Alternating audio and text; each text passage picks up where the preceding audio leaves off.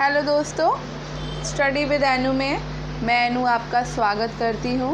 कैसे हैं आप सब? आई होप आप सब बहुत अच्छे होंगे, स्वस्थ होंगे, क्योंकि मेरी तो तबीयत बिल्कुल भी ठीक नहीं रह रही है और अभी भी मुझे कफ़ है। पता नहीं क्यों ठीक नहीं हो रहा है। मेडिसिन काफ़ी ले चुकी हूँ लेकिन उसके बाद भी पूरी तरह से रिकवर नहीं हो पा रही हूँ। थोड़ा बहुत खांसी होती रहती है, अभी भी कफ़ है। देसी भी आयुर्वेद मतलब देसी दवाएं भी कर चुकी हूँ, आयुर्वेद की ले चुकी हूँ, एलोपैथ भी हो गया, होम्योपैथ भी हो गया, बट थोड़ा थोड़ा आराम मिल जाता है। फिर लगेगा एक हफ़्ता ठीक हूँ और फिर उसके बाद फिर हो जाता है 5-6 दिन के बाद, पता नहीं क्या है। तो मेरा ना थोड़ा सा लगा हुआ है और इस चक्कर में मैंने आपसे जो वादा किया था कि मैं NCERT 7th क्लास की स्टार्ट कर दूंगी, तो वो मैं नहीं कर पाई हूँ टाइम से। तो फाइनली आज मैंने सोचा चलिए पहला चैप्टर शुरू कर देते हैं 7th क्लास की। तो 6th क्लास की हम NCERT पूरी कर चुके हैं SST सब्जेक्ट की। तो जिसको भी SST यानी कि सोशल साइंस सब्जेक्ट की NCERT कवर करनी है तो वो आप जो है NCERT 6th क्लास की देख सकते हो, आपको प्लेलिस्ट में मिल जाएगी, तो आप आराम से उसको देख सकते हो। इसमें मेरे द्वारा और भी सब्जेक्ट LT ग्रेड और GIC के लिए आपको कराए जा रहे हैं, तो आप वो भी देख सकते हैं। तो मैं SST सब्जेक्ट ही करा रही हूँ, तो उसमें मैंने हिस्ट्री, ज्योग्राफी, इकनॉमिक्स और आपका पॉलिटिकल साइंस शुरू किया है। तो ये इतने सब्जेक्ट्स चल रहे हैं। साथ ही सोच रही हूँ कि NCERT स्टार्ट कर दूँ, क्योंकि आपके दिन में 3 वीडियो आते थे जैसे कि मैं देती थी पहले, अभी 2 आ रहे हैं। एक दिन हिस्ट्री ज्योग्राफी आता है आपका और एक दिन आपका पॉलिटिकल और इकनॉमिक्स आ रहा है। तो बीच में एक जो शेड्यूल है वो खाली है, तो मैं सोचा NCERT स्टार्ट कर देते हैं। थोड़ा बेटर है अभी तबीयत, तो क्लासेस कर रही हूँ मैं वो भी, तो सोचा कि NCERT भी स्टार्ट कर देती हूँ। तो हमने 6th क्लास की NCERT कवर कर ली थी, अगर नहीं देखी आपने तो आप उससे पहले देख लीजिए। और 7th क्लास की मैं आज से स्टार्ट कर रही हूँ। तो हम इसमें पहला चैप्टर जैसे कि आप देख सकते हैं, भारत की भौगोलिक विविधता, हम इसको कवर करेंगे, ठीक है। तो अगर आप मेरे चैनल पर नए हैं तो चैनल को सब्सक्राइब कर लीजिए, बेल आइकन को प्रेस कर लीजिए और स्टडी विद अनु को शेयर कर लीजिए, ठीक है। जिसको भी ज़रूरत है उन सबको शेयर कर दीजिए, ठीक है। चलिए इस पढ़ते हैं फटाफट से, टाइम वेस्ट नहीं करते अब। तो पहला चैप्टर है भारत की भौगोलिक स्थिति। यह देखो श्री अरविंद जी का इसमें कोट दिया हुआ है, यह देश भारत अपने भूगोल के कारण ही अन्य देशों से सर्वथा भिन्न प्रतीत होता है और यही इसके राष्ट्रीय चरित्र निर्माण में विशिष्ट योगदान देता है। ये श्री अरविंद जी का कोट दिया हुआ है, ठीक है। तो चलिए आगे बढ़ते हैं हम और देखते हैं इसमें और क्या क्या चीज़ें इस चैप्टर में। तो यहाँ पर आप देख सकते हो कर्नाटक में स्थित जोग जलप्रपात पठार और जलप्रपात है। तो ये भाई कर्नाटक में आपका जोग जलप्रपात है, जो कि इसमें पिक्चर में दिया हुआ है। और जलप्रपात की शक्ति की विशेष टरबाइनों के माध्यम से जल विद्युत में इसको बदला जाता है, ठीक है। आगे बढ़ते हैं। तो हम यहाँ पे भारत की कुछ प्रमुख भौगोलिक विशेषता क्या है इसके बारे में जानेंगे और भारत की भौगोलिक विविधताएं हमारे जीवन को किस प्रकार प्रभावित करती है इसके बारे में भी हमें इसमें पता चलेगा, ठीक है। चलिए स्टार्ट करते हैं। 1984 में अंतरिक्ष में जाने वाले प्रथम भारतीय अंतरिक्ष यात्री राकेश शर्मा ने तत्कालीन प्रधानमंत्री श्रीमती इंदिरा गांधी से बात की और जब इंदिरा गांधी ने उनसे ये प्रश्न किया कि अंतरिक्ष से भारत कैसा दिखता है, तब उन्होंने उत्तर दिया था, सारे जहां से अच्छा। ये 20वीं शताब्दी के आरंभ की एक प्रसिद्ध कविता की प्रारंभिक पंक्ति है। तो ठीक है, आगे बढ़ते हैं। इस अध्याय को पढ़ते समय बीच बीच में भौतिक मानचित्र को देखते रहना है। क्षेत्रफल की दृष्टि से भारत विश्व का 7वां सबसे बड़ा देश है। तो इसमें क्या क्या चीज़ें हमारी जो हैं जो हमारे लिए मेन है, तो ये याद रखने वाली चीज़ है कि क्षेत्रफल की दृष्टि से भारत विश्व का 7वां बड़ा देश है और एशिया महाद्वीप का भाग है, ठीक है। तो ये लाइन हमारे लिए इम्पोर्टेंट है। सॉरी। अपने पड़ोसी देशों पाकिस्तान, और बांग्लादेश, नेपाल, भूटान, श्रीलंका और म्यांमार के साथ मिलकर ये एक बड़े भूभाग का निर्माण करता है। तो ये भी लाइन आपकी इम्पॉर्टेंट है, जिसे भारतीय उपमहाद्वीप के नाम से जाना जाता है। सामान्यतः हम भारत को 5 प्रमुख भागों में विभाजित करते हैं, ठीक है। महान पर्वतीय क्षेत्र, गंगा और सिंधु मैदान का क्षेत्र, मरुस्थलीय भूभाग, दक्षिणी प्रायद्वीपीय और द्वीप समूह में, ठीक है। ये इंपॉर्टेंट है। इस अध्याय में हम इन भूभागों के विषय में संक्षिप्त चर्चा करेंगे और इनकी प्रमुख विशेषताओं पर एक विहंगम दृष्टि डालेंगे। साथ ही ये भी देखेंगे कि इन भू आकृतियों की कुछ विशेषताएं समीप से देखने पे कैसे प्रतीत होती हैं। अभी इन सभी बिंदुओं का विस्तार पूर्वक वर्णन कठिन है, क्योंकि भारत एक विशाल तथा अत्यंत विविधतापूर्ण देश है। इसका अनुभव शीघ्र ही आपको भी होगा। हिमालय पर्वत श्रृंखला उत्तर दिशा में एक प्राकृतिक प्राचीर के रूप में खड़ी है। तो हिमालय पर्वत भाई कौन सा यहाँ पर है, तो उत्तर दिशा में है, ठीक है। जबकि थार मरुस्थल और अरब सागर आपके भारत की पश्चिम की सीमा बनाते हैं। दक्षिण में हिंद महासागर है, ठीक है। दक्षिण में क्या है, हिंद महासागर है। और पूर्व में बंगाल की खाड़ी एक प्राकृतिक सीमा के रूप में उपस्थित है। ये भौगोलिक विशेषताएं भारत और महाद्वीप के अन्य भागों के मध्य विभाजक की भूमिका निभाने के साथ साथ भारत की जलवायु, संस्कृति और इतिहास को आकार देने में भी महत्वपूर्ण भूमिका निभाते हैं, ठीक है। तो पढ़ने से ही समझ में आ रहा है, ठीक है। तो जो मैं अंडरलाइन करती जा रही हूँ वो सारा इम्पोर्टेंट है, ठीक है। आगे बढ़ते हैं। आइए पता लगाएं, क्या आपको अक्षांश और देशांतर रेखाओं पर अपना पाठ याद है। तो ये बच्चों के लिए इसको छोड़ देते हैं, ठीक है। जो हमारे लिए इम्पोर्टेंट है वही पढ़ते हैं। आइए अब हम भारत के उत्तर में स्थित हिमालय से लेकर दक्षिण में हिंद महासागर के द्वीपों तक और फिर पूर्व की ओर एक साथ यात्रा करें। तो जैसे कि आपको पता चल गया है कि हिमालय भारत के उत्तर में है और हिंद महासागर भारत के दक्षिण में है, ठीक है। तो पहले से ही भौगोलिक विविधता का आभास कराते हैं मानचित्र की संकेत सूची से स्वयं को परिचित कीजिए। आगे बात करते हैं हिमालय पर्वत श्रृंखला की, ठीक है। ये इंपॉर्टेंट है हमारे लिए। मानचित्र पर हिमालय पर्वत श्रृंखला की लंबाई को देखिए। ये एक विशाल प्राकृतिक प्राचीर के समान प्रतीत होती है। क्या आप मानचित्र की संकेत सूची के माध्यम से हिमालय के विभिन्न स्थानों की ऊंचाइयों का अनुमान लगा सकते हैं। तो ये चित्र आप देख सकते हो, हिमालय पर्वत श्रृंखला का उपग्रह से लिया गया चित्र है, ठीक है। इस पर्वत श्रृंखला की कुल लंबाई, ये याद रखने वाली बात है, इस पर्वत श्रृंखला की कुल लंबाई है लगभग 2500 किलोमीटर, ठीक है। तो ये इम्पॉर्टेंट है कि एनसीईआरटी में हिमालय पर्वत श्रृंखला की कुल लंबाई लगभग 2500 किलोमीटर दी गई है। चलिए आगे बढ़ते हैं।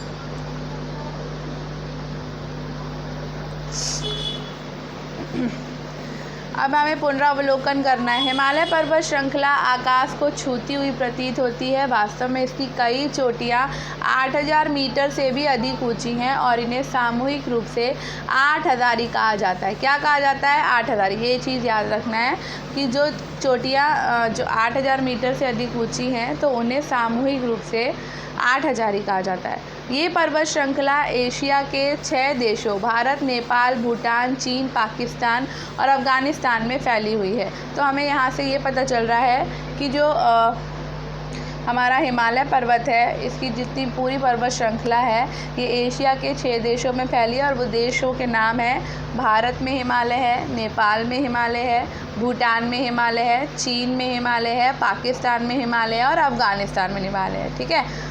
और ये सारे के सारे भारत के पड़ोसी देश हैं, ठीक है। तो भारत, नेपाल, भूटान, चीन, पाकिस्तान और अफ़गानिस्तान हो गए 6 देश। और इन हर जगह पर, मतलब भारत में हम हिमालय बुलाते हैं, नेपाल में एवरेस्ट नाम है, भूटान में अलग नाम है हिमालय का, तो हर जगह नाम, चीन में अलग नाम से बुलाया जाता है, पाकिस्तान में इसको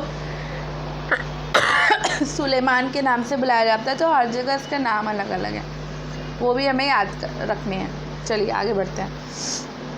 गर्मियों में पर्वत पर जमी बर्फ़ पिघलती है और यही सिंधु, गंगा और ब्रह्मपुत्र जैसी प्रमुख नदियों का प्रमुख जल स्रोत बनती है, ठीक है। ये नदियाँ और इनकी सहायक नदियाँ लोगों को पीने योग्य जल तथा कृषि एवं औद्योगिक उपयोग के लिए जल उपलब्ध कराती हैं और करोड़ों लोगों के जीवन को सुगम बनाती हैं। इसलिए कभी कभी हिमालय पर्वत श्रृंखला को एशिया का जल शिखर भी कहा जाता है। तो ये याद रखिए, इम्पॉर्टेंट है लाइन कि हिमालय पर्वत श्रृंखला को एशिया का जल शिखर कहा जाता है। हिमालय अनेक संस्कृतियाँ और आस्थाओं का केंद्र भी है। इन पर्वतों को पावन माना जाता है। यहाँ अनेक मठों और मंदिरों का निर्माण हुआ है, जिसके कारण ये तीर्थस्थल आज भी संपूर्ण विश्व से संतों, महात्माओं तथा अन्य आध्यात्मिक साधकों को ध्यान, अर्चना और साधना के लिए आकर्षित करते हैं। ठीक है, आगे बढ़ते हैं। इसे अनदेखा ना करें। चलिए देखें भाई, किसे अनदेखा नहीं करना है। भागीरथी नदी, गंगा की, ये क्या दिया हुआ है चित्र पहले देख लेते हैं। ये चित्र है गोमुख का। ठीक है, ये चित्र किसका है? गोमुख का है। ठीक है, तो चलो अब देख लेते हैं गोमुख है क्या। तो भागीरथी नदी गंगा की एक प्रमुख सहायक नदी है। तो पहली बात तो हमें यही पता चली कि गंगा की सहायक नदी कौन है? भागीरथी नदी, और ये एक प्रमुख सहायक नदी है। ठीक है, जो उत्तराखंड में गोमुख यानी गाय का मुंह से निकलती हैं, और ये गंगोत्री हिमनद का मुहाना है। ये हिमनद भारतीय हिमालय के सबसे बड़े हिमनदों में से एक है। कौन सा हिमनद? गंगोत्री हिमनद। ठीक है, इसे पवित्र माना जाता है और ये असंख्य तीर्थ यात्रियों को आकर्षित करता है। गोमुख एक लोकप्रिय पहाड़ी यात्रा पथ यानी कि ट्रैकिंग भी है। अगली बार जब आप गंगा को देखें तो याद रखें कि इसकी यात्रा वहाँ से आरंभ होती है। कहाँ से? गोमुख से, यानी कि गंगोत्री हिमनद से। तो ये पॉइंट याद रखने वाला है। ठीक है, आगे बढ़ते हैं। यहाँ पर यूरेशियाई प्लेट के बारे में दिया हुआ है, तो पहले हम इसको देख लेते हैं। भारत की यूरेशियाई की ओर यात्रा, थोड़ा सा छोटा कर लेते हैं तो अच्छे से दिखेगा। ठीक है, भारत की यूरेशियाई की ओर यात्रा। ठीक है, तो ये यूरेशियाई प्लेट डी है, आप देख सकते हो। ये वर्तमान भारत दिया हुआ है। यहाँ पर श्रीलंका है, यहाँ हिंद महासागर है, और ये भारतीय भूभाग है। ठीक है, 7.1 करोड़ वर्ष पूर्व का भूभाग है ये। ठीक है, 5.5 करोड़ वर्ष का ये वाला भूभाग है आपका। ठीक है, भूमध्य रेखा देखो ये जा रही है यहाँ से। 3.8 करोड़ वर्ष पूर्व का ये वाला भूभाग है आपका। ठीक है, और 1 करोड़ वर्ष पूर्व का आपका ये वाला भूभाग है। ठीक, चलिए आगे बढ़ते हैं। अब यहाँ पर एक रोचक कथा दी हुई है, तो चलिए हिमालय का निर्माण कैसे हुआ है इसकी कथा को देखते हैं। बहुत समय पहले भारत गोंडवाना नामक एक बहुत बड़े भूभाग का हिस्सा था। ठीक है, जो हमने अभी चित्र में देखा। ठीक है, तो भारत गोंडवाना नामक एक बहुत बड़े भूभाग का हिस्सा था, जहाँ उसका पड़ोसी कौन था? अफ्रीका था। कालांतर में ये भूभाग अलग हो गया और धीरे धीरे उत्तर की ओर अग्रसर होने लगा। लगभग 5 करोड़ वर्ष पूर्व ये यूरेशिया नामक भूभाग तक पहुंच गया और उससे टकरा गया। जैसे ही भारतीय भूभाग ने यूरेशिया को धकेला, उनके बीच की भूमि अनिवलित यानी कि सिलवटदार हो गई और ऊपर उठने लगी। ठीक वैसे ही जैसे कालीन को धकेलने पर उसमें सिलवटें पड़ जाती हैं, और इस प्रकार विशाल हिमालय पर्वत का निर्माण हुआ। यानी कहने का मतलब है कि जो सिलवट पड़ी वो सिलवट ही हिमालय पर्वत है। ठीक है, वो सिलवट ही हिमालय पर्वत है। चलिए आगे बढ़ते हैं। आश्चर्यजनक रूप से भारत आज भी बहुत धीमी गति से प्रतिवर्ष लगभग 5 सेंटीमीटर एशिया की ओर बढ़ रहा है, जो आपके बालों के बढ़ने की दर से बहुत धीमी है। इसका मतलब है कि हिमालय प्रति वर्ष धीरे धीरे लगभग 5 मिलीमीटर की दर से ऊंचा हो रहा है, और एक सहस्त्राब्दी में इसकी ऊंचाई लगभग 5 मीटर तक बढ़ जाती है। ठीक है, ये बात हमें पता चली कि हिमालय अभी भी ऊंचा हो रहा है। अब ये देखो हिमालय शैलों में मुड़ी हुई परतें, ये देख रहे हो आप, हिमालय शैलों में ऐसे ऐसे मुड़ी हुई परतें। तो ये कैसे हुई? ये वही धकेलने की वजह से प्लेट के, है ना, वो ये परतें इस तरह से बन गई हैं। आगे बढ़ते हैं। हिमालय शब्द संस्कृत के 2 शब्दों हिम अर्थात बर्फ़ और आलय अर्थात निवास या ग्रह से मिलकर बना है, जिसका अर्थ होता है बर्फ़ का घर। हिमालय क्या है? बर्फ़ का घर है। हिमालय को 3 प्रमुख श्रेणियों में वर्गीकृत किया गया है। अब वो कौन कौन सी श्रेणियाँ हैं? तो वो है हिमाद्री, जिसको हम बृहद हिमालय कहते हैं, हिमाचल, लघु हिमालय, और शिवालिक पहाड़ियाँ यानी कि बाह्य हिमालय। ठीक है, सबसे पहले हम हिमाद्री को देखेंगे। हिमाद्री यानी बृहत हिमालय पर्वत श्रृंखला सर्वाधिक ऊंची और सर्वाधिक विकट है, जहां माउंट एवरेस्ट और कंचनजंगा जैसे गगनचुंबी पर्वत शिखर स्थित हैं। और भारत का सबसे ऊंचा पर्वत है कंचनजंगा। वैसे तो K2 है गार्डविन आस्टेन, लेकिन अगर खाली भारत का पूछा जाता है तो कंचनजंगा वैसे, और अगर वैसे पूछा जाए तो K2 आता है गार्डविन आस्टेन। ठीक है। ये क्षेत्र संपूर्ण वर्ष हिमाच्छादित रहता है, जहाँ जीवन अत्यंत कठिन है तथा यहाँ मानव बस्तियाँ अधिक नहीं हैं। अब बात करते हैं हिमाचल यानी कि लघु हिमालय की। लघु हिमालय,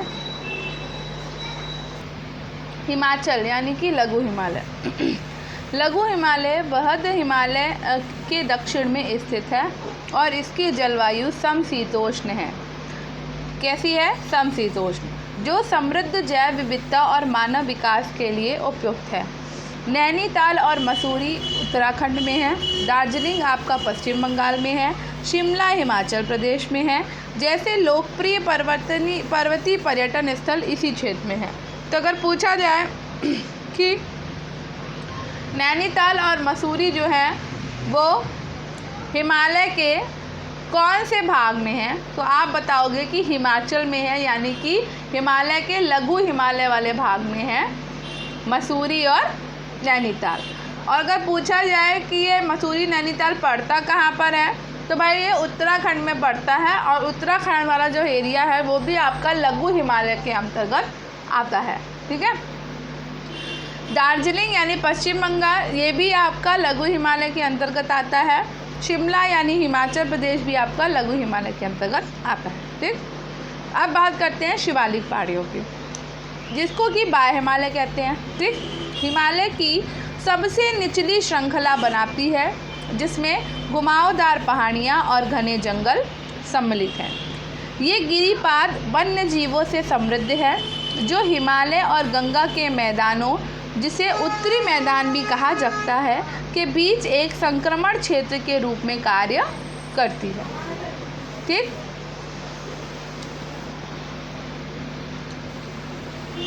चलो आगे बढ़ते हैं।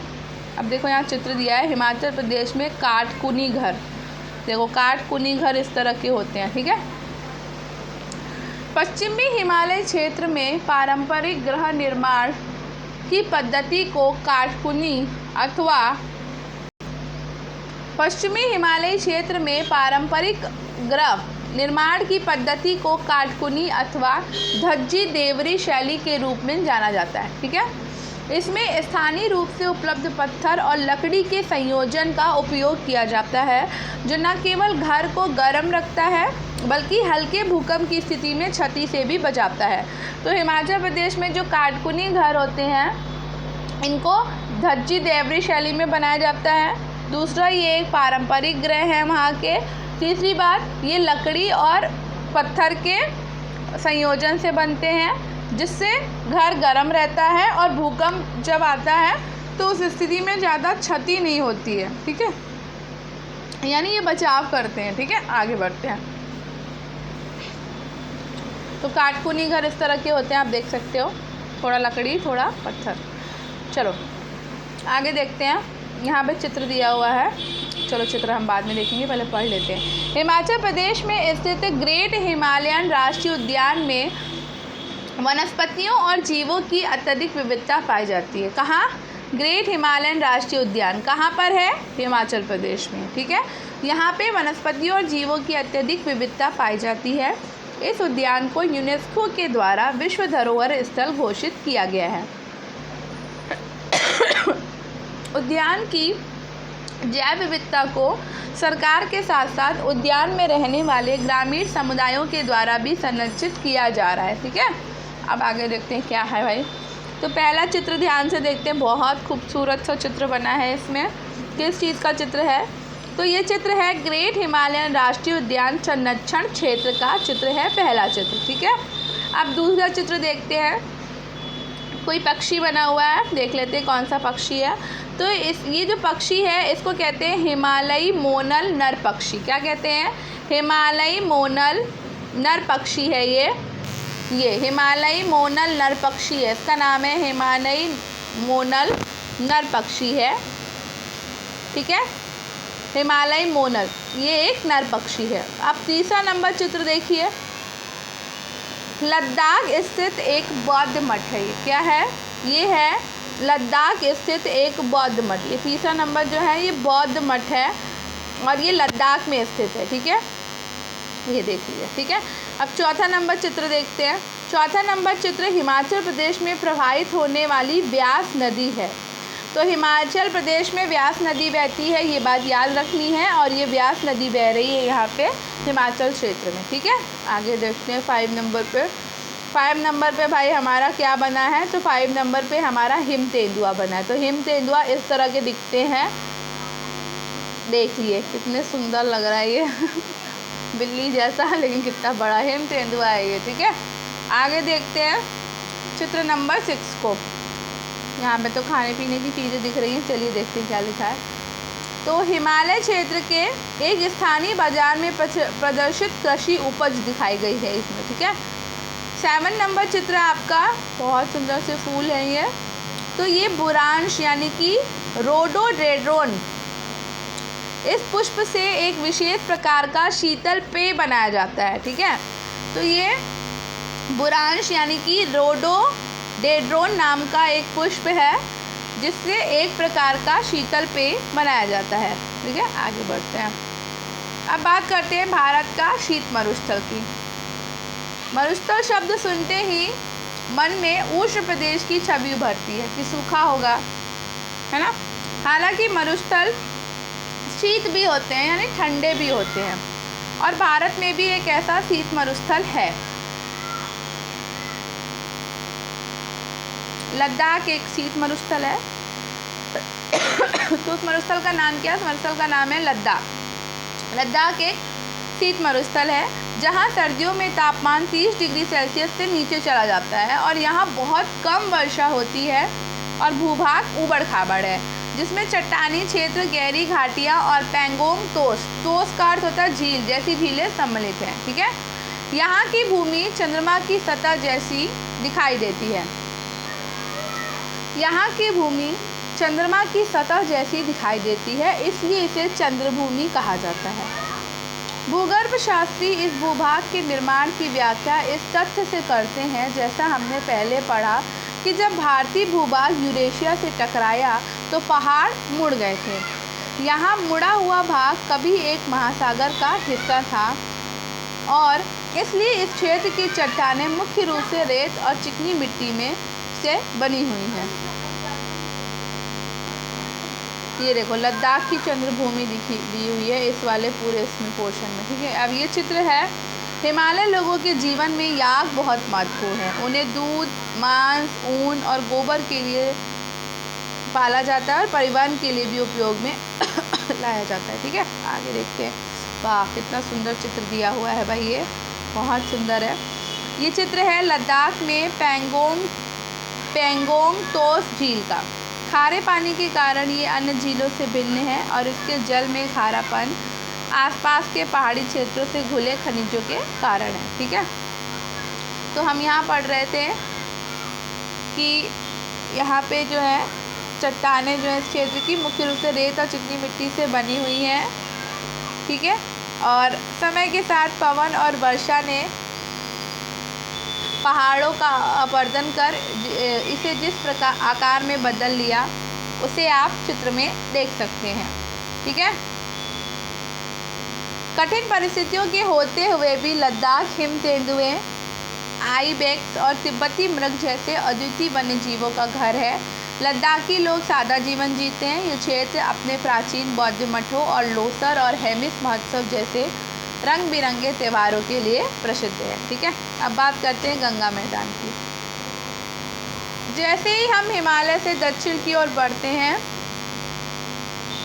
गंगा के विशाल और उपजाऊ मैदानों में पहुंचते हैं। ये मैदान भारत के इतिहास और सभ्यता का एक महत्वपूर्ण भाग रहे हैं। इन मैदानों को हिमालय से निकलने वाली विशाल नदियाँ पोषित करती हैं जो इस क्षेत्र के लिए जल के रूप में एक महत्वपूर्ण जीवन रेखा है। सिंधु, गंगा और ब्रह्मपुत्र नदी प्रणाली अपनी सहायक नदियों के व्यापक जल से इस क्षेत्र की मिट्टी को खनिजों से समृद्ध करती हैं,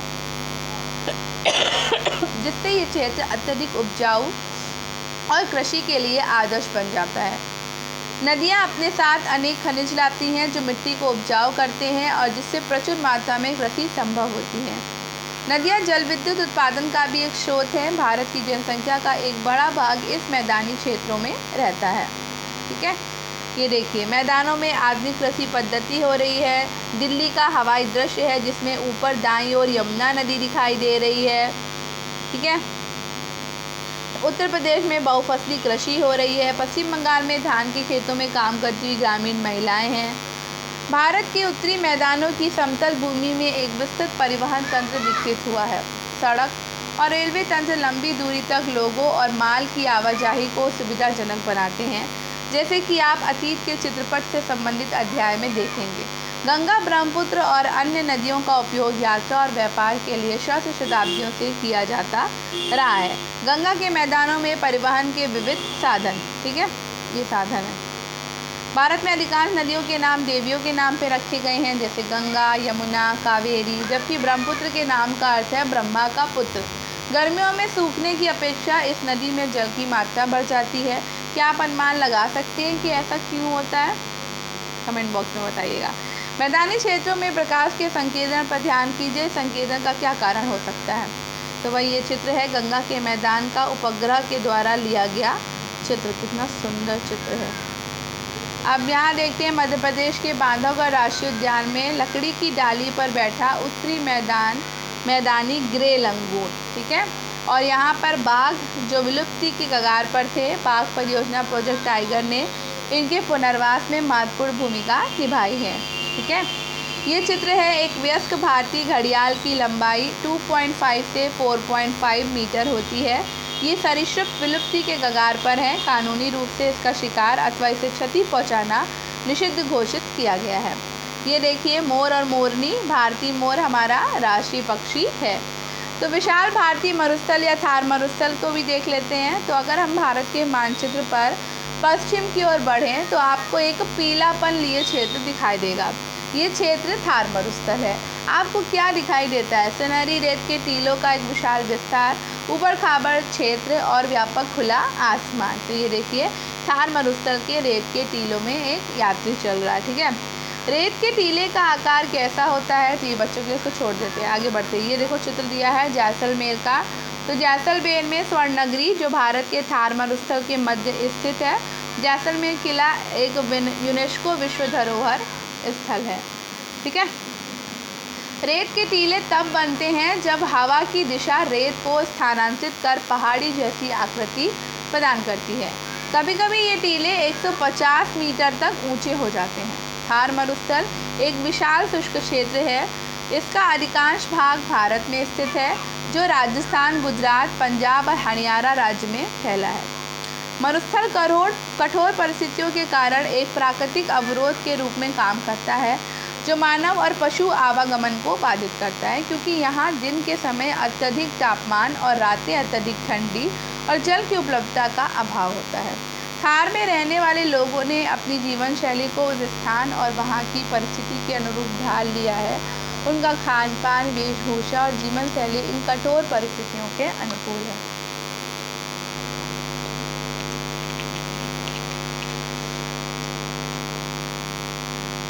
चलिए अब आगे देखते हैं।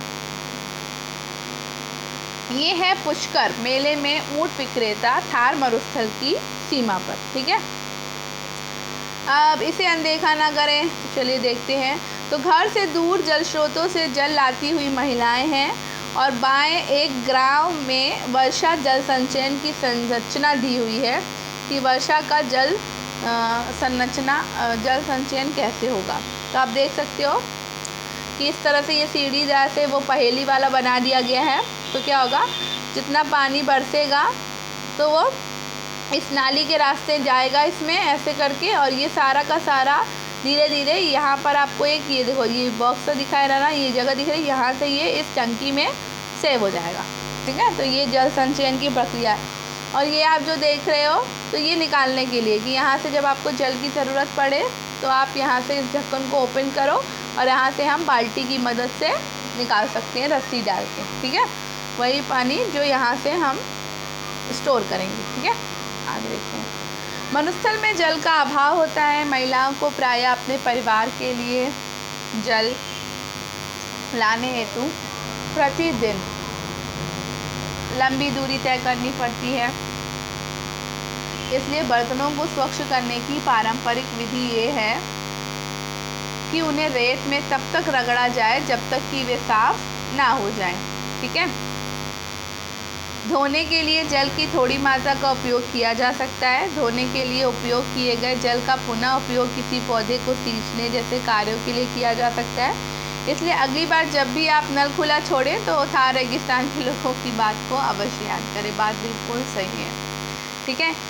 तो थार रेगिस्तान के लोगों को याद जरूर करें। राजस्थान अपने पारंपरिक जल संरक्षण के उपायों जिसमें टाँका या कुंड आपके जो है ना ये सम्मिलित हैं, प्रसिद्ध है। ये विशेष जल संग्रह विधियाँ वर्षा के जल को प्रायः पीने के उद्देश्य से संचयित करती हैं। सॉरी, आगे बढ़ते हैं। अब देखो यहाँ पे अरावली की पहाड़ियों को हम पढ़ेंगे। अरावली पर्वत श्रृंखला विश्व की सबसे प्राचीन पर्वत श्रृंखलाओं में से एक है। तो ये इम्पोर्टेंट है लाइन, जो लगभग 250 वर्ष पुरानी है। ये भी इम्पोर्टेंट है। इस पर्वतमाला में यानी कि अरावली पर्वतमाला में अनेक चोटी और पहाड़ियाँ हैं। हालांकि अरावली की सबसे ऊंची चोटी माउंट आबू की ऊंचाई 1722 मीटर है। ये भी इम्पोर्टेंट है कि अरावली पर्वत की सबसे ऊंची चोटी कौन है? माउंट आबू है। माउंट आबू की ऊंचाई कितनी है? तो 1722 मीटर है, ठीक है। लेकिन इसकी अधिकांश पहाड़ियाँ 300 से 900 मीटर तक ऊंची हैं। क्या यह रोचक नहीं है कि अरावली में स्थित माउंट आबू से थार मरुस्थल में स्थित जोधपुर की लगभग 4.5 घंटे की गाड़ी से यात्रा आपको एक पूर्ण रूप से भिन्न भौगोलिक परिदृश्य में ले जाती है। तो ये देखो यहाँ पर भाई अरावली का एक भाग दिया हुआ है। इस श्रृंखला से आगे थार मरुस्थल आरंभ होता है। बाएं आपको अंतरिक्ष में से दिखने वाला अरावली का एक भाग दिखाई दे रहा है, ठीक है। आगे देखते हैं। अब हम पाठ्यपुस्तक में दिए गए राजनीतिक मानचित्र को देखिए। अच्छा, इसको छोड़ते हैं, आगे नीचे देखो क्या लिखा है। यहाँ पर क्या है? अरावली से घिरा हुआ कुंभलगढ़ का किला है। तो ये भाई कुंभलगढ़ किला है। पहाड़ी में स्थित यह स्थान शत्रुओं को रोकने में अत्यंत सहायक सिद्ध हुआ, ठीक है। अब इसके बारे में थोड़ा पढ़ते हैं। अरावली पर्वत श्रृंखला उत्तर पश्चिम भारत के भूभाग और जलवायु को आकार देने में महत्वपूर्ण भूमिका निभाती है। ये एक प्राकृतिक प्राचीर के रूप में मरुस्थल का पूर्व की ओर विस्तार होने से रोकती है। आप इस विषय में आगे विस्तार से पढ़ेंगे। संगमरमर, ग्रेनाइट, जस्ता और तांबे जैसे खनिजों से भरपूर होने के कारण अरावली की पहाड़ियों ने सदियों से खनन और निर्माण क्रियाकलापों को आकर्षित किया है। तो अरावली से हमें क्या क्या मिल जाता है? संगमरमर मिल जाता है, ग्रेनाइट मिल जाता है, जस्ता मिलता है, तांबा मिलता है, यानी खनिजों से भरी हुई है। जावर में स्थित प्राचीन खादानों से प्राप्त प्रमाणों से पता चलता है कि 8वीं शताब्दी पूर्व जस्ता निकालने के कौशल में महारत हासिल करने में भारतीय विश्व में अग्रणी थे। चित्तौड़गढ़, कुंभलगढ़ और रणथंभौर जैसे ऐतिहासिक किले भी यहाँ स्थित हैं, ठीक है। आगे बढ़ते हैं। अब पहुँच गए हम प्रायद्वीपीय पठार पे। तो प्रायद्वीप का मतलब होता है वो भूभाग जो 3 ओर से जल से घिरा होता है, ठीक है। यानी कि ये भूभाग है,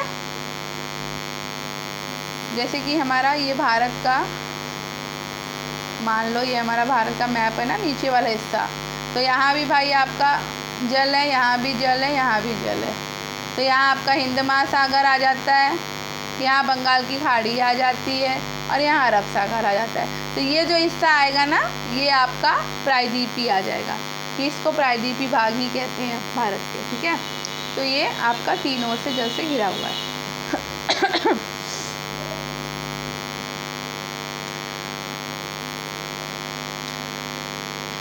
पठार वो स्थल रूप है जो अपने चारों ओर की भूमि से ऊंचा होता है, ठीक है। इसकी सतह प्रायः समतल होती है और उसके कुछ किनारे प्रायः खड़ी ढाल वाले होते हैं, ठीक है। उससे पठार कहते हैं।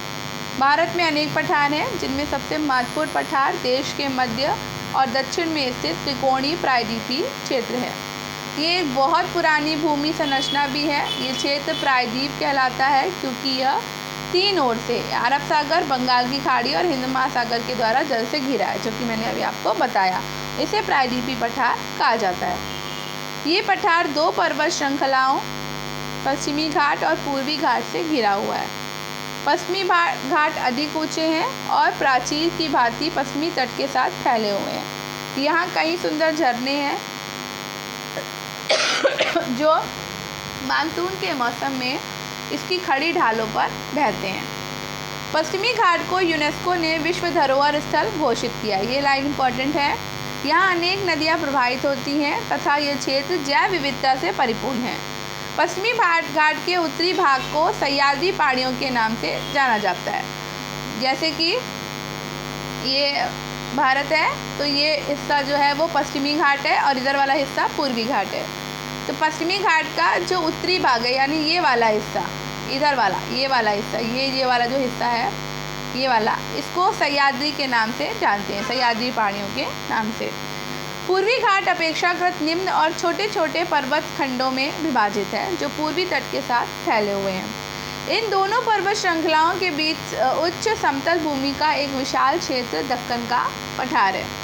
गोदावरी, कृष्णा, ये इंपॉर्टेंट है लाइन, गोदावरी, कृष्णा और कावेरी जैसी नदियाँ इस पठार में पश्चिम से पूर्व की ओर प्रवाहित होती हैं। ये नदियाँ कृषि कार्यों के लिए महत्वपूर्ण हैं और लाखों लोगों को जल प्रदान करती हैं। ठीक है, ये पठार खनिजों, वनों और उपजाऊ भूमि से समृद्ध है जो इसे भारतीय अर्थव्यवस्था के लिए महत्वपूर्ण बनाता है। इस पठार का हल्का ढाल पश्चिम से पूर्व की ओर है, इसलिए इस क्षेत्र की कुछ नदियाँ बंगाल की खाड़ी की ओर बहती हैं। पूर्व की ओर बहने वाली कौन कौन सी नदी है ये इंपॉर्टेंट है, जैसे गोदावरी, कृष्णा, महानदी का यहाँ से उद्गम होता है जो कृषि उद्योगों और पनबिजली के लिए जल उत्पादन करती हैं। यहाँ पश्चिम की ओर बहने वाली नदियाँ हैं नर्मदा और ताप्ती जो अरब सागर में गिरती हैं। ये पूरी लाइन आपकी इम्पॉर्टेंट है। ठीक है, अब यहाँ जो चित्र दिया है पहले उसे देख लेते हैं। तो छत्तीसगढ़ के घने जंगल अनेक आदिवासी समुदायों के लिए आवास प्रदान करते हैं। तो ये छत्तीसगढ़ के घने जंगल हैं और यहाँ आदिवासी लोग रहते हैं। आगे बढ़ते हैं। पठार पर स्थित घने जंगल आदिवासी समुदायों को आवास स्थली है जिनमें संथाल, गोंड, बैगा, भील, कोरकू आदि सम्मिलित हैं। इन जातियों की विशिष्ट भाषाएं, परंपराएं और जीवन शैलियां हैं जो प्रकृति से घनिष्ठ रूप से जुड़ी हुई हैं। ठीक है, एक सेकेंड।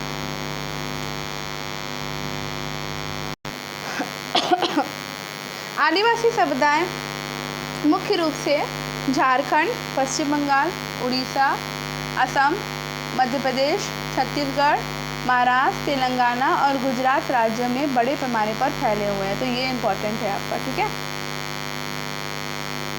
आइए देखते हैं आगे। भारत में पठारों पर अनेक सुंदर जलप्रपात हैं क्योंकि यहाँ नदियाँ असमान और चट्टानी सतहों पर प्रवाहित होती हैं। तो पठारों पर आपके जलप्रपात मिल जाते हैं। ये जलप्रपात न केवल पर्यटकों को आकर्षित करते हैं अपितु जल विद्युत उत्पादन में सहायक होने के साथ साथ सिंचाई के लिए भी जल उपलब्ध कराते हैं। ठीक है, तो यहाँ पर हम एक चित्र देख रहे हैं और ये चित्र है पेरिया कानल, मुन्नार, केरल के समीप स्थित पावर हाउस जलप्रपात है पेरिया कानल जो कि मुन्नार, केरल में है। ठीक है, पश्चिमी घाट में सिंह के समान पूंछ वाला वानर है मकाक। ठीक है, पश्चिमी घाट में किंग कोबरा है। पश्चिमी घाट में पाया जाने वाला एक कीट भक्षी पौधा जो कीट पतंगों को खाता है, ये चिपचिपे जाल का प्रयोग कर छोटे छोटे कीट पतंगों को पकड़ता है और उन्हें खा लेता है। ये चित्र है पठारी क्षेत्र की कोयले की खदानें। ये मुख्यतः ताप विद्युत उत्पादन के लिए महत्वपूर्ण संसाधन है। कोयला एक जीवाश्म ईंधन है जिसका उपयोग वैश्विक तापमान में वृद्धि करता है। ये है पश्चिमी तट पर स्थित भारत का वित्तीय केंद्र मुंबई। ठीक है, अब भारत की अद्वितीय तटरेखाओं के बारे में पढ़ते हैं। तो भारत की रेखाओं पर अनेक सुंदर तट, पुलिन, चट्टानी टीले और हरे भरे जंगल पाए जाते हैं। एक सेकेंड।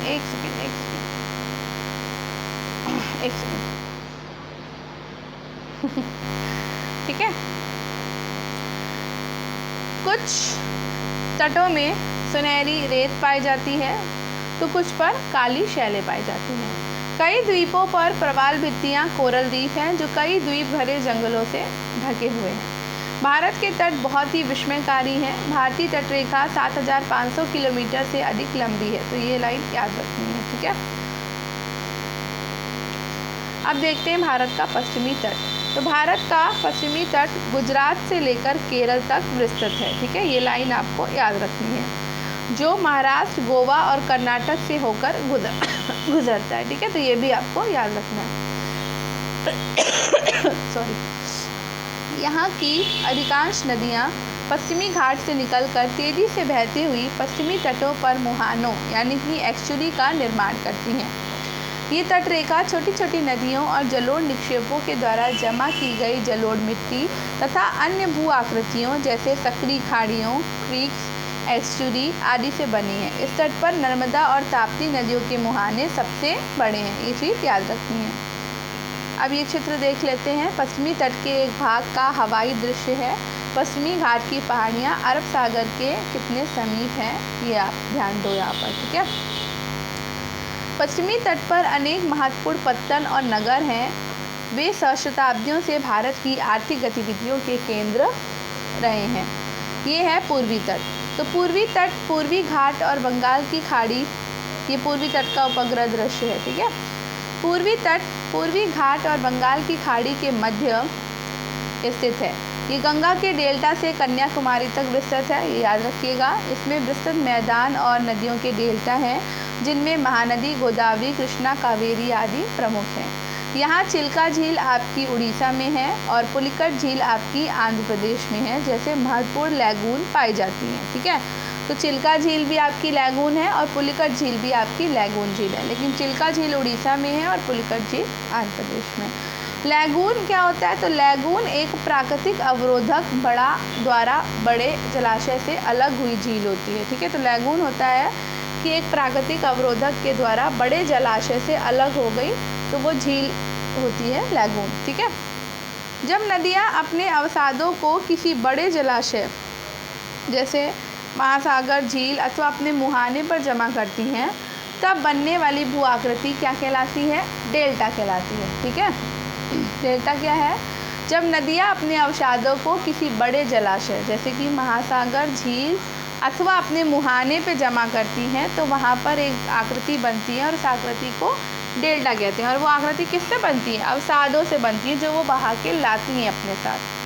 कालांतर में ये अवसाद एकत्र होकर त्रिभुजाकार अथवा पंखाकार क्षेत्र का निर्माण करते हैं। गोदावरी, कृष्णा, कावेरी, महानदी जैसी नदियाँ उपजाऊ डेल्टा का निर्माण करती हैं, जिससे ये भूमि कृषि कार्यों के लिए अत्यंत उपयुक्त बन जाती है, ठीक। अब बात करते हैं भारतीय उपमहाद्वीप की। तो भारतीय उपमहाद्वीप हिंद महासागर, अरब सागर और बंगाल की खाड़ी में स्थित द्वीपों के समूह को भारतीय उपमहाद्वीप कहते हैं, जो भारतीय भू अधिकार का क्षेत्र है। भारत में दो प्रमुख द्वीप समूह हैं, अरब सागर में लक्षद्वीप समूह और बंगाल की खाड़ी में अंडमान निकोबार द्वीप समूह। इन द्वीपों में अनेक अद्वितीय वन्यजीव, सुंदर तट, पुलिन, प्रवाल भित्ति और ज्वालामुखी पाए जाते हैं। कई प्राचीन जनजातियों ने हजारों वर्ष पूर्व इन द्वीपों को अपना आवास बनाया था।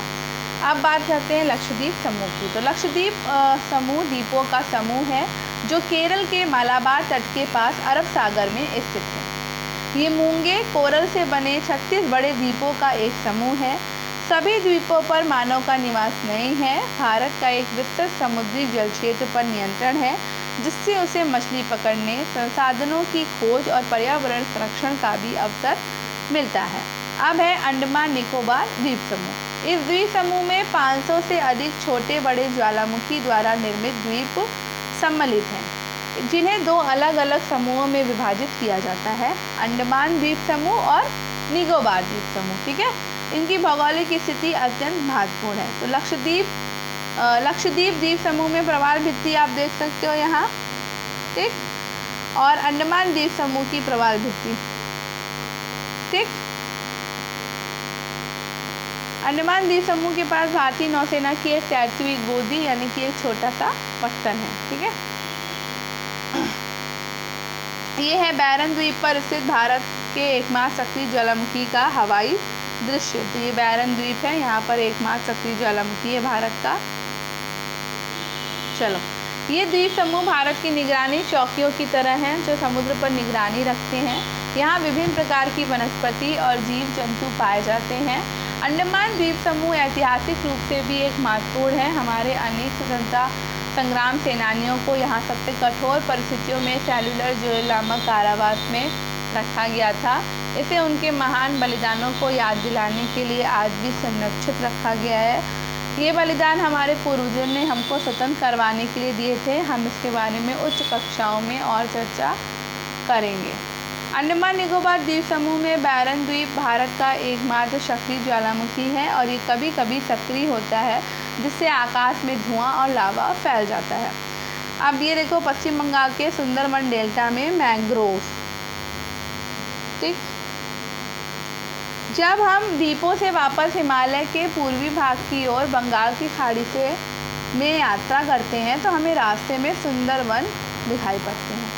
ये गंगा, ब्रह्मपुत्र और उनकी सहायक नदियों, आपने पूर्व में इस अध्याय में पढ़ा है कि डेल्टा में स्थित है। इस डेल्टा में नदी, सागर और भूमि का अद्वितीय सम्मिश्रण है। इसका लगभग आधा भाग भारत में और शेष भाग बांग्लादेश में है। ये भी एक यूनेस्को धरोहर स्थल है। सुंदरवन रॉयल बंगाल टाइगर सहित अनेक जीव प्रजातियों का आवास है। मानचित्र में डेल्टा को चिन्हित कीजिए भाई। ये इसमें बच्चों के लिए दिया हुआ है। अब यहाँ पे चित्र देखो, कितना सुंदर चित्र दिया हुआ है। तो सेवन सिस्टर जलप्रपात है ये भाई, मेघालय शाद शुक मिनेसिम उत्सव, जो खासी लोगों द्वारा प्रकृति के प्रति आभार व्यक्त करने के रूप में मनाया जाता है। जीवित जड़ों से बना पुल है ये, नोग्रियान गांव के समीप चेरापूंजी मेघालय में। ठीक है, पूर्वोत्तर की पहाड़ियों के बारे में बात करते हैं। तो मानचित्र को देखिए और अब हम पूर्वोत्तर की पहाड़ियों की तरफ बढ़ रहे हैं, जो हमारी यात्रा का अंतिम गंतव्य है। क्या आप मानचित्र पर दिखाई गई गारो, खासी और जयंतिया पहाड़ियों को देख सकते हैं? तो ये भाई मेघालय में पड़ती हैं। ठीक है, मेघालय पठार की ये पहाड़ियाँ अपनी हरियाली, भारी वर्षा और लुभावने जलप्रपातों के लिए जानी जाती हैं। ये विश्व के सर्वाधिक वर्षा वाले क्षेत्रों में से एक है, जिसे जंगल, अद्वितीय वन्यजीवों और उपजाऊ भूमि से समृद्ध बनाता है। ये देखो, पूर्वोत्तर की जनजातियों के शिल्प कौशल को प्रदर्शित करता जीवित जड़ों का एक पुल, ये लिविंग रूट्स पुल है। ठीक है, मेघालय के पूर्वी खासी पहाड़ियों में स्थित मावलिन नोंग गांव एशिया के सबसे स्वच्छ गांव के रूप में प्रसिद्ध है। तो भाई पूछा जाए कि एशिया का सबसे स्वच्छ गांव कौन सा है, तो मेघालय के खासी पहाड़ी में स्थित मावलिन नोंग गांव एशिया का सबसे स्वच्छ गांव है। ये रमणी गांव अपनी स्वच्छता, बांस के कूड़ेदान, पर्यावरणीय अनुकूलन जीवन शैली के लिए प्रसिद्ध है। ये गांव अपनी जीवित जड़ों से बने पुलों, लिविंग रूट्स पुल के लिए भी जाना जाता है, जो कई वर्षों के दौरान पेड़ों की जड़ों को मिलाकर बनाए जाते हैं। ठीक है, आगे देखते हैं। अब भाई आगे बढ़ने से पहले याद कर लेते हैं हमने इस चैप्टर में क्या क्या पढ़ा। तो भारत जिस महाद्वीप का उपमहाद्वीप का अंग है, उसे अपना नाम प्रदान करता है। इसमें विविध भौगोलिक विशेषताएं हैं, जिनमें बर्फीले हिमालय से लेकर गर्मथार मरुस्थल सम्मिलित है। मैदानी क्षेत्रों को अनेक नदियों द्वारा सींचा जाता है। यहाँ तक प्रायद्वीपीय पठार भी है, जिसके पश्चिम में अरब सागर और पूर्व में बंगाल की खाड़ी स्थित है। इन विविध भौगोलिक विशेषताओं ने मिट्टी, वनस्पतियों, जीव जंतुओं, जीवन और आर्थिक अवसरों से संबंधित अनेक परिस्थितियों का सृजन किया और एक समृद्ध संस्कृति का निर्माण किया। इन भौगोलिक विशेषताओं ने हमारी सभ्यता को आकार देने में महत्वपूर्ण भूमिका निभाई है। तो यहाँ पर चैप्टर हो जाता है फिनिश और यहाँ पर क्वेश्चन आंसर्स दिए हुए हैं जो बच्चों को करने हैं। तो ये हमारा 7th क्लास का पहला चैप्टर SST टॉपिक का फिनिश होता है, भारत की भौगोलिक विविधता अध्याय है। तो कैसा लगा आपको ये लेसन? आपको ये वीडियो कैसा लगा? अगर आपको वीडियो पसंद आया हो तो वीडियो को लाइक करिए, शेयर करिए। स्टडी विद अनु के साथ कनेक्टेड रहिए। चैनल को सब्सक्राइब ज़रूर कर लीजिए, दूसरों के साथ शेयर करिए। फीडबैक देना बिल्कुल मत भूलिएगा। क्या मैं बहुत स्लो हूँ? अगर स्लो हूँ तो मैं फ़ास्ट चल सकती हूँ, जैसे कि आप पहले की वीडियो देख चुके हैं। मैं बहुत फास्ट जो है वो करती हूँ। तो चलिए मिलते हैं नेक्स्ट क्लास में अपने सेकंड चैप्टर पे। तो एक दिन में एक चैप्टर हम ख़त्म करेंगे, ठीक है? तो मिलते हैं नेक्स्ट क्लास में, तब तक पढ़ते रहिए। राधे कृष्णा।